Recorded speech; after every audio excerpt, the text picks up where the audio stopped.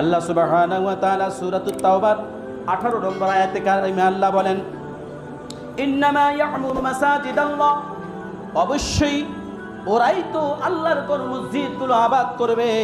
এক নম্বরে হলো মান আমানা বিল্লাহ, যাদের চরিত্র, যাদের বৈশিষ্ট্য হবে আল্লাহর প্রতি তারা ঈমান আনবে, আল্লাহ ব্যতীত অন্য কিছুর উপর ঈমান আনবে না। এখন এই মান আমানা বিল্লাহর সাথে সম্পর্কটা কি? আল্লাহর ঘর মসজিদ আবাদের আরেকটি বিষয় হলো তারা মসজিদে কোরআনের চর্চা শুরু করে দিবে, চালু করবে। তাফসীরে মাযহারিতে আসছে ইন্নামা ইয়া'মুরু মাসাজিদাল, মসজিদ আবাদের একটি বিষয় হলো সেখানে কোরআনের তেলাওয়াত চালু করবে, কোরআন প্রশিক্ষণ চালু করবে। এখন কোরআনের তেলাওয়াত বলতে কি বুঝেন? আলিফ লাম মিম, আলিফ বা তা সা জিম হা খা শিখে গেল, সেখান থেকে শুরু করে দিল আলিফ লাম মিম, যালিকাল কিতাবু লা রাইবা ফি হুদাল লিল মুত্তাকিন আল্লাযীনা ইউমিনুনা বিল গায়ব ওয়া ইউকিমুনাস সালাতা ওয়া মিম্মা রাযাকনাহুম ইউনফিকুন। আসেনি শুরুতে কোরআনে আপনি কোরআনের প্রশিক্ষণ চালু করলেন, কোরআন শিখলো, কিন্তু এখন পর্যন্ত এই লোকগুলো আল্লাহর কোরআন সম্পর্কে জানো না। আলিফ লাম মিম এর দ্বারা কি বোঝানো হয়েছে? যালিকাল কিতাব দ্বারা কোন কিতাবকে বোঝানো হয়েছে? লা রাইবা ফি, কোন কিতাবকে উদ্দেশ্য করা হয়েছে? হুদাল লিল মুত্তাকিন দ্বারা কাদেরকে উদ্দেশ্য করা হয়েছে? এটা কিছুই বুঝলো না। তাই কোরআনের প্রশিক্ষণ চালু করতে হবে, কোরআনের অনুধাবন করতে হবে, কোরআন অনুধাবন করতে হবে। যালিকাল কিতাব, এই কিতাব সম্পর্কে লা রাইবা ফি, বিন্দু মাত্র সন্দেহ নাই। আপনি শুরুতেই যখন কোরআনের সবক নিলেন আলিফ লাম মিম, এই কোরআনুল কারীমের এই আলিফ লাম মিম শব্দ দ্বারা কোরআনকে লক করা হয়েছে। কেননা পৃথিবীর অন্য ধর্মগ্রন্থগুলোকে বিকৃত করা হয়েছে, তাওরাতকে বিকৃত করা হয়েছে, ইনজিলকে বিকৃত করা হয়েছে, জাবুরকে বিকৃত করা হয়েছে। 104খানা কিতাবের মধ্যে সবচেয়ে বড় কিতাব 4খানা, আর 100 হলো সহিফা। সহিফার ব্যাপারে বলা হয়নি, তবে তাওরাত কিতাব এখনো ইহুদিদের মধ্যে রয়েছে, ইনজিল কিতাব এখনো খ্রিস্টানদের মধ্যে রয়েছে, জাবুর কিতাবের এখনো অনুসারীরা রয়েছে। ফিলিস্তিন বা ওই আরব অঞ্চলের কিছু কিছু জাবুর কিতাবের অনুসারীরা আছে, তবে তারা এত প্রসিদ্ধ না ইহুদি খ্রিস্টানদের মতো। 4খানা কিতাবের মধ্যে কোরআন ব্যতীত সমস্ত 3টি কিতাবকে তারা বিকৃত করেছে।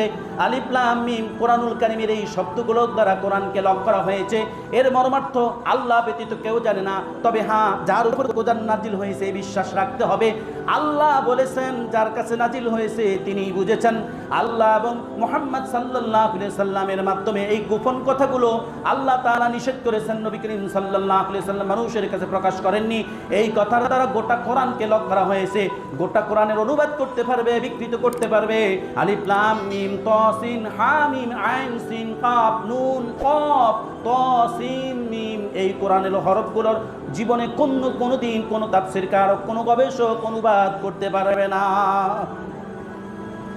তাই এই শব্দগুলো দ্বারা কোরআনকে লক করে দেওয়া হয়েছে, যার জন্য পৃথিবীর কোনো এখন পর্যন্ত মুসলমানদেরকে নিধন করার জন্য সর্বদিক থেকে আসে, বাট কোরআনুল কারীম বিকৃত করার মতো এত বড় দুঃসাহস পৃথিবীর কোনো ইহুদি খ্রিস্টান এখন পর্যন্ত দেখাতে সাহস পায়নি। বা যারাই দেখিয়েছে কোরআনের ভুল ধরতে গিয়ে, আল্লাহ সুবহানাহু ওয়া তাআলা ভুল ধরতে গিয়ে নিজের ভুল পেয়ে ইসলাম অনুসরণ করে ইসলামের আনুগত্য হয়ে ইসলাম গ্রহণ করেছে। আর যারা অধ্যত্বপূর্ণ আচরণ দেখিয়েছে, হয় তাদের শরীর বিকলাঙ্গ হয়ে গেছে, তাদের চেহারা বিকলাঙ্গ হয়ে গেছে, না হলে তাদেরকে আল্লাহ সুবহানাহু ওয়া তাআলা কিছুদিন পর্যন্ত তাদেরকে অসুস্থ বানিয়ে জমিন থেকে বিদায় করে দিয়েছে। সম্মানিত হাজিরিন, 1 নাম্বার মসজিদের আবাদকারী কারা হবে? তাফসীরে ফাতহুল মাজিদকে তাফসীরের মধ্যে খতিব সাহেবকে ইনক্লুড করা হয়েছে, খতিব সাহেবের বাদ নাই। ইন্নামা ইয়া'মুরু মাসাজিদাল্লাহ, সর্বপ্রথমই মসজিদের আবাদের ব্যাপারে সর্বপ্রথম ভূমিকা পালন করে একজন খতিব সাহেব।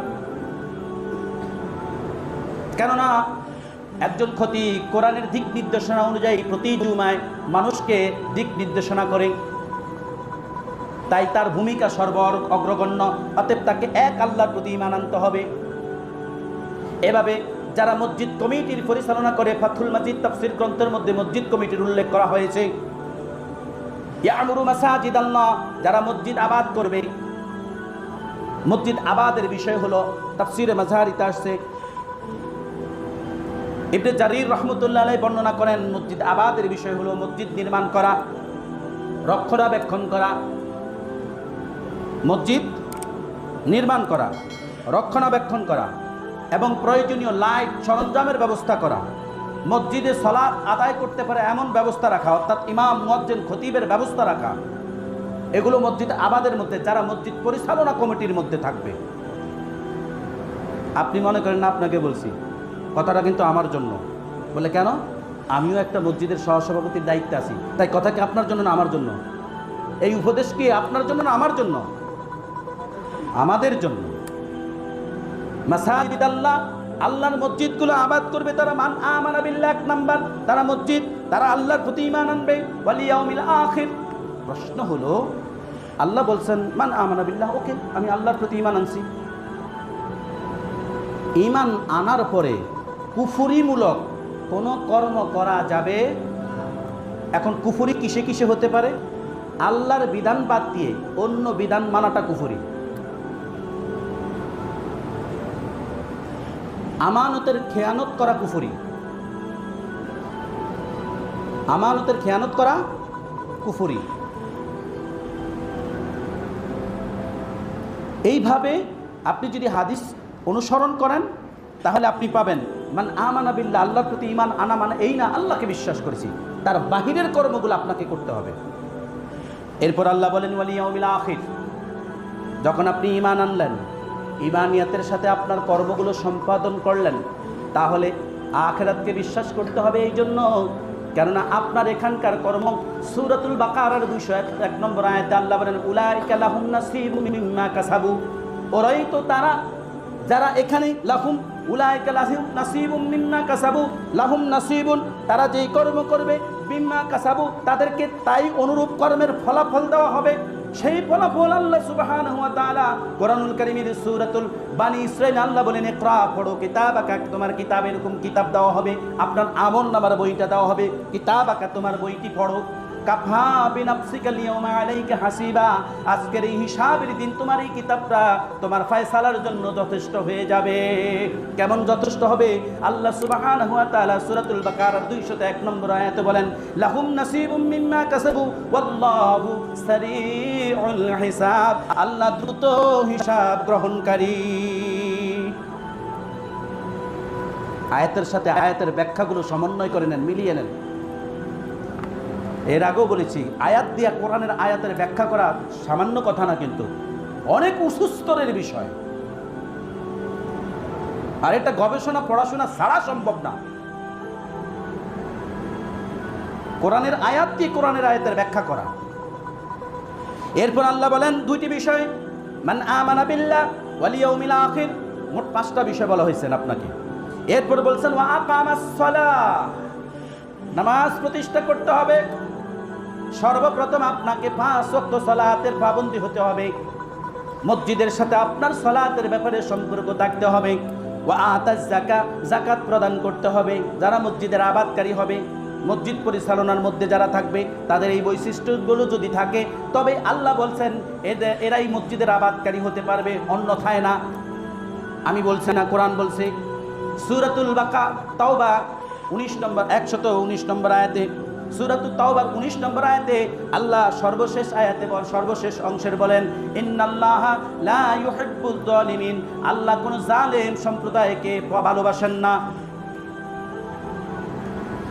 কেন বলেছেন?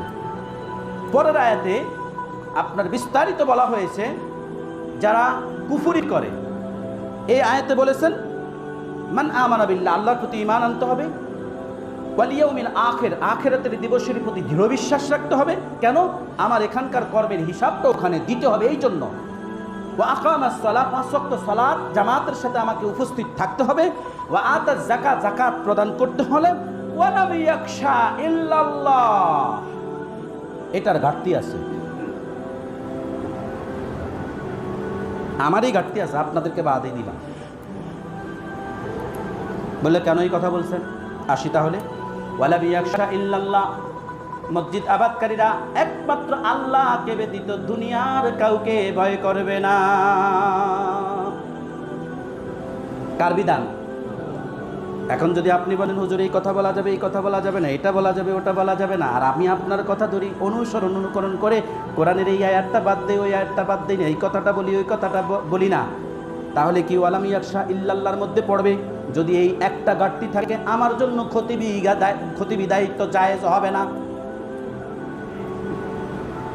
আমার জন্য না, গোটা পৃথিবীর কোন ইমামের এই ওয়ালাম ইয়াখশা ইল্লাল্লাহ মানুষকে ভয় করে, কোন ব্যক্তিকে ভয় করে, কোন কওমকে ভয় করে যদি সে কথা বলে আর কোরআনের সুস্পষ্ট কথা দ্বারা জাতিকে সতর্ক করে না, বলে না, তাহলে তার জন্য খতিবের দায়িত্ব না। এভাবে পারস্পরিক যে যে দায়িত্ব আছে সেই দায়িত্বের জন্য উপযুক্ত নয়। ওয়ালাম ইয়াখশা ইল্লাল্লাহ, আল্লাহ ব্যতীত আর কাউকে ভয় করা যাবে না। এরপর আল্লাহ বলেন, অতএব এই আবাদকারীরা, আপনাদের সুসংবাদ আছে যারা মসজিদের রক্ষণাবেক্ষণের দায়িত্ব নেন, যারা মসজিদ কমিটি পরিচালনা করেন, আপনাদের জন্য সুসংবাদ আছে আল্লাহর পক্ষ থেকে, আমার কথা না। আল্লাহ বলেন ফাআসা উলাইকা, সুতরাং আশা করা যায় এরা প্রাপ্ত হবে, এরা পাবে কার পক্ষ থেকে? উলাইকা আইয়াকুনু মিনাল মুহতাদিন, আশা করা যায় এরা আল্লাহর পক্ষ থেকে সঠিক পথ প্রদর্শিত হবে, অর্থাৎ সঠিক পথ প্রাপ্ত হবে। আর এই সঠিক পথ প্রাপ্তদের ব্যাপারে তাদের জান্নাতের সুসংবাদ বলা হয়েছে সূরাতুত তাওবার 20 এবং 21 নম্বর আয়াতে কারিমায়। বুঝেন নাই? সঠিক পথ প্রাপ্তদের জান্নাতের সুসংবাদ দেওয়া হয়েছে এর সিরিয়ালে ধারাবাহিকভাবে 17, 18, 19 এগুলো হলো মসজিদ আবাদকারী, হাজিদের জন্য পানি বন্টনকারী, যারা কুফরি করে, তারা জালেম, তাদেরকে আল্লাহ পথ প্রদর্শিত করেন না। 19 নম্বর আয়াতের শেষে বলা হয়েছে। 20 নম্বর এবং 21 নম্বর আয়াতে কারিমায় যারা এই মুহতাদিন, হেদায়েত প্রাপ্ত, পথ প্রদর্শিত, আল্লাহ তাআলা যেই ধারাবাহিকভাবে 5টা বিধানের কথা বলেছেন, এগুলো তারা অনুসরণ করবে, পথ প্রদর্শিত, এদেরকে আল্লাহ সুবহানাহু ওয়া তাআলা জান্নাতের সুসংবাদের কথা বলা হয়েছে। কেননা আশা শব্দ দ্বারা, সুতরাং আপনি প্রাপ্ত হবেন আল্লাহর পক্ষ থেকে হেদায়াত। যেভাবে নবী করিম সাল্লাল্লাহু আলাইহি সাল্লামকে সূরাতুল বানী ইসরাঈলে আল্লাহ বলেন আসা, এখানে হইছে আসা, সুতরাং আপনি প্রাপ্ত হবেন। আর আল্লাহ তাআলা হাবিব সাল্লাল্লাহু আলাইহি সাল্লামকে বলছেন ফাআসা আসা আইয়াবাথাকা। নবী করিম সাল্লাল্লাহু আলাইহি সাল্লামের সম্মানে আল্লাহ বলছেন আসা আইয়াবাথাকা, আপনাকে দেওয়া হবে, আপনি পাবেন, রব্বুকা, রবের থেকে, আপনার রব থেকে, মাকামান মাহমুদা, সর্বোত্তম প্রশংসিত স্থান, মর্যাদা, আসন, কিয়ামতের মাঠে আল্লাহ সুবহানাহু ওয়া তাআলা আপনার জন্য একটি উচ্চাসন, প্রশংসিত আসন আল্লাহ তাআলা আপনার জন্য রেখে দিবেন। তাহলে আশা আপনি পাবেন, আইয়াব আশাকে আপনাকে দেওয়া হবে, মাকামান মাহমুদা, যে আল্লাহ তাআলার এই মাকামান মাহমুদ দ্বারা তাফসীরে বলা হয়েছে আল্লাহ সুবহানাহু ওয়া তাআলার যে আসন সিংহাসন থাকবে, তার বাহিরে তার পাশেই আরেকটি উচ্চাসন সিংহাসন থাকবে। এটা পৃথিবীর কাউকে দেওয়া হবে না, একমাত্র নবী মুহাম্মদুর রাসূলুল্লাহ সাল্লাল্লাহু আলাইহি সাল্লামকে ওই আসনটি দেওয়া হবে। সে একই শব্দ মসজিদের আবাদকারীদের 5টি বৈশিষ্ট্যের কথা বলার পর আল্লাহ বলছেন ফাআসা উলাইকা, অতএব সুতরাং এরাই তো হবে আইয়াকুনু মিনাল মুহতাদিন, অর্থাৎ জমিনের মধ্যে এরা সর্বোত্তম পথ প্রদর্শিত, এরা আল্লাহর পক্ষ থেকে হেদায়েত প্রাপ্ত এবং পথ প্রদর্শিত হবে। তো এই আসনটাকে কি আপনি ছোটখাটো মনে করেন? যদি এই নিয়তে মসজিদ কমিটিতে আসার জন্য আপনি প্রতিযোগিতা করেন, তাহলে আপনার জন্য কল্যাণ আছে। বলে কিভাবে? মসজিদের প্রতিটি কাজই আপনার জন্য কল্যাণ করে এবং জান্নাতের বার্তা। বলে কিভাবে? আসুন তাহলে হাদিস শরীফে চলে যায়। নবী করিম সাল্লাল্লাহু আলাইহি সাল্লামের জামানায় মদিনার অদূরেই আল্লাহ নবী সাল্লাল্লাহু আলাইহি সাল্লাম এক জায়গায় গিয়ে নামাজ পড়ছিলেন। সেখানকার কওমের লোকেরা আল্লাহ নবী এই জায়গায় নামাজ পড়ছেন এই আশায় তারা সেখানে একটি ছোটখাটো মসজিদ নির্মাণ করলেন। তখনকার মসজিদ তো হয়তো অল্প ছোট, 5-7 জন 8-10 জন দাঁড়াইতে পারত। কারণ আপনাদের এই দেশে এখনও প্রত্যন্ত অঞ্চলগুলোতে পুরনো আমলের যদি মসজিদ পান, তাহলে দেখবেন যে এই পিলার থেকে ওই পিলার, ওই পিলার থেকে কত ইমাম ব্যতীত এক কাতার, দুই কাতার, সর্বোত্তম 3 কাতার দাঁড়ানোর মতো আমার এলাকা আছে একটা। এক কাতারে, সামনের কাতারে দাঁড়াতে পারে 7 জন, দ্বিতীয় কাতারে 7 জন, তৃতীয় কাতারে 7 জন দাঁড়াইতে পারে, ব্যাস। এক গম্বুজ বিশিষ্ট একটি মসজিদ।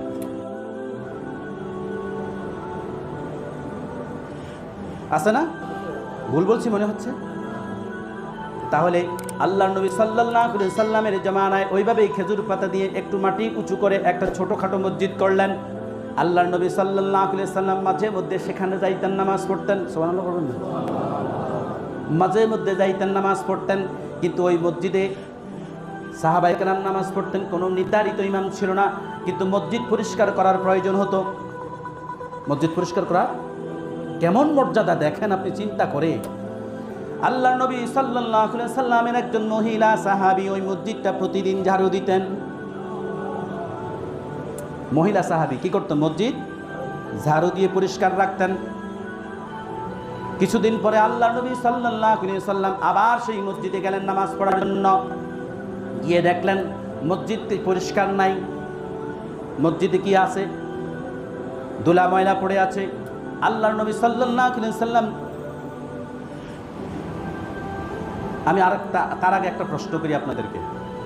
এখানে এই মজলিসে যে যত বড় কোটিপতিই থাকেন না কেন, আমি একটা প্রশ্ন করব আপনার কাছে, প্রত্যেকের জায়গা থেকে প্রত্যেকের জায়গায়, আল্লাহর নবীর চেয়ে শ্রেষ্ঠ কোন ব্যক্তি আছেন? নাই? তাহলে জেনে নেন আল্লাহর নবী সাল্লাল্লাহু আলাইহি সাল্লাম ওই মসজিদটি নিজ হাতে পরিষ্কার করেছিলেন। আপনি আমি করি কেন? কিসের অহংকার? আপনি যখন মসজিদের একটা ময়লা আছে, একটা ধুলা আছে, একটা টিস্যু পড়ে রয়েছে, আপনি টিস্যুটা উঠিয়ে নিবেন আর মনে মনে বলেন, রব্বে কারিম, তোমার ঘরকে পবিত্র রাখার জন্য আমি টিস্যুটা সরিয়ে দিলাম। যেভাবে তোমার সন্তুষ্টির জন্য আমি টিস্যুটি সরিয়ে দিলাম, তেমনিভাবে আমার জীবদ্দশা থেকে আমার গুনাহগুলোকে সরিয়ে দাও। পারবেন না এই নিয়ত করে বলতে? হ্যাঁ,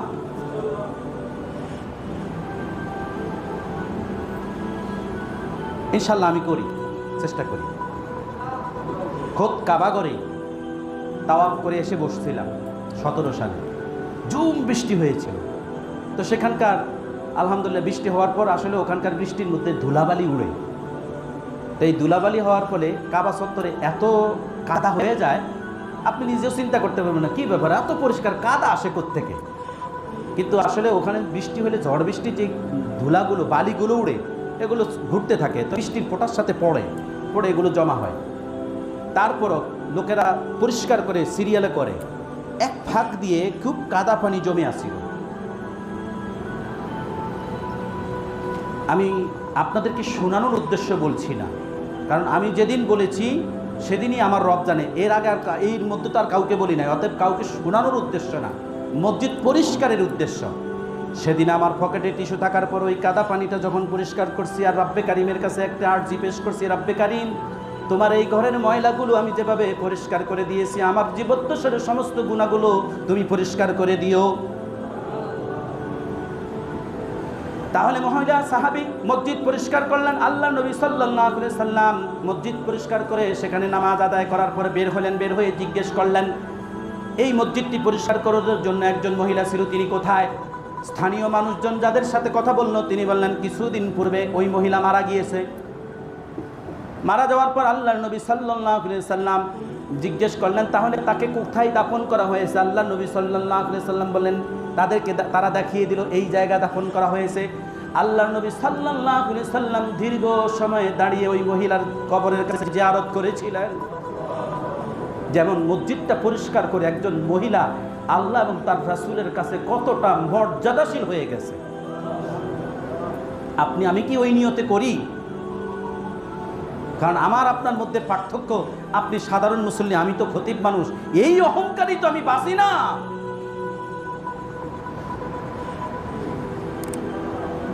আল্লাহ আমাদেরকে সঠিক হেদায়েতের উপর কবুল করুন। আল্লাহ নবী সাল্লাল্লাহু আলাইহি সাল্লাম ওই মহিলার কবরের মধ্যে যখন তিনি জিয়ারত করার পর সাহাবায়ে কেরামকে বললেন, এই মহিলাটা জান্নাতি। সার্টিফিকেট কে দিয়েছেন? কেন? মসজিদ পরিষ্কার করা। অতএব মসজিদ পরিষ্কার করা আবাদের মধ্যে, মসজিদ নির্মাণ করা আবাদের মধ্যে, মসজিদে দান করা আবাদের মধ্যে, মসজিদে ইমাম রাখা, খতিব রাখা, লাইট ফ্যানের ব্যবস্থা করা, এগুলো মসজিদের আবাদের মধ্যে। ইন্নামা ইয়ামুরু মাসাজিদাল্লাহ, আল্লাহর মসজিদ তো তারাই আবাদ করবে যারা আল্লাহর প্রতি ঈমান রাখে আর আখিরাতের দিবসের প্রতি বিশ্বাস রাখে। ওয়া আকামাস সালাত, নামাজ আদায় করে এক ওয়াক্ত নামাজ শেষ করার পর পুনরায় কখন নামাজ ওয়াক্ত হবে, অর্থাৎ মসজিদের সাথে তার অন্তরটা ঝুলন্ত থাকে, লটকিয়ে থাকে। কিয়ামতের ময়দানে আল্লাহর আরশের ছায়া ব্যতীত কোনো ছায়া থাকবে না। অতএব এই ছায়ার মধ্যে 7 শ্রেণীর মানুষ আল্লাহর আরশের ছায়ার নিচে থাকবে। তন্মধ্যে এক ব্যক্তি হলো যে এক সালাত আদায় করে যাওয়ার পর দ্বিতীয় সালাত কখন সময় হবে মসজিদের সাথে তার অন্তরটা লটকিয়ে থাকে, এমন ব্যক্তিকে কিয়ামতের মাঠে আল্লাহ রাব্বুল আলামিন আল্লাহর আরশের নিচে ছায়া দান করবেন। সম্মানিত হাজিরিন, এই জন্য নিজ নিজ এলাকার মসজিদগুলোর দিকে নজর রাখবেন, চেষ্টা করবেন মসজিদগুলো পরিষ্কার করার জন্য। ইমাম আছে, মুয়াজ্জিন আছে, খাদেমকে ধমক দিয়ে কথা বলবেন না। কেন বলবেন না জানেন? ওমরের শাসনামলে ওমর রাদিয়াল্লাহু তাআলা মসজিদে খুতবা দিচ্ছিলেন। এক ব্যক্তি মসজিদের পিছন থেকে কোনো এক ব্যক্তিকে আওয়াজ করে ঢিল পাথর মেরেছিল। বুখারীর হাদিসে আসছে, পাথর মেরেছিল। আল্লাহর রাসূলের সাহাবী ওমর রাদিয়াল্লাহু তাআলা খুতবার মধ্য থেকেই সাউন্ড থেমে দিয়ে জিজ্ঞেস করলেন, এই ব্যক্তিকে ধরো। দেখেন, মসজিদে আওয়াজ করা যাবে না, দুনিয়াবি কথা বলা যাবে না, পাথর ঢিল ছোড়া যাবে না। ওমর রাদিয়াল্লাহু তাআলা নির্দেশ দিলেন, এই ব্যক্তিকে গ্রেফতার করো, ধরো, ধরে নিয়ে আসো। ওমর রাদিয়াল্লাহু তাআলা জিজ্ঞেস করলেন, তুমি কোথাকার অধিবাসী? তিনি বললেন, মতান্তর রয়েছে, কুফা অথবা নজদের অধিবাসী, এরকম একটা শব্দ বলেছিলেন যে আমি নজদের অধিবাসী বা কুফার অধিবাসী। ওমর রাদিয়াল্লাহু তাআলা বললেন, তুমি কুফার অধিবাসী না হয়ে যদি মদিনার অধিবাসী হতে, তাহলে ওমর তোমাকে বেত্রাঘাতের শাস্তি প্রদান করতেন। তার মানে মসজিদে কথা বলতে হবে সম্মান এবং মর্যাদার সাথে। এখানে চিৎকার চেঁচামেচি উঁচু আওয়াজ করে কথা বলা যাবে না, কাউকে কিছু ঢিল ছেড়া যাবে না। জুমার দিন সালাতে আপনি আসছেন দেরি করে, যেখানে জায়গা পেয়েছেন